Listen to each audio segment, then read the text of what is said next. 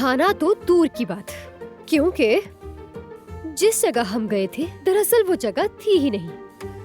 क्या मतलब? मतलब साफ है, वो लोग तो कई महीनों पहले रेस्टोरेंट बंद करके जा चुके हैं। मैं बिला वजह इतना सच धज कर खाली जगह पर तैयार होकर गई।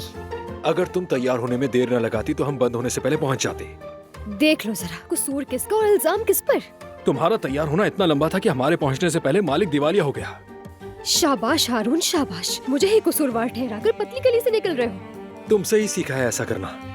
मेरा ख्याल है मैं अंदर जाकर चेंज कर लेती हूँ, फजूल में तैयार हुई। हद है, बेवकूफ थी जो इसके कहने पर आ गई।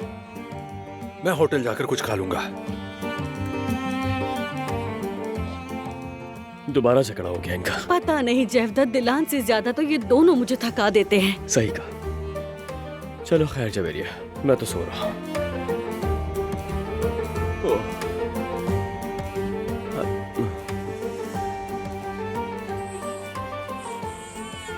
हाँ, ये फिर से जा गई। प्लीज जयवदत्त, जाकर देखो उसे, ये फिर से जा गई। रुको जवेरिया रुको, मैं देखता हूँ। तुम बैठो आराम करो। आ रहा हूँ मेरी बेटी।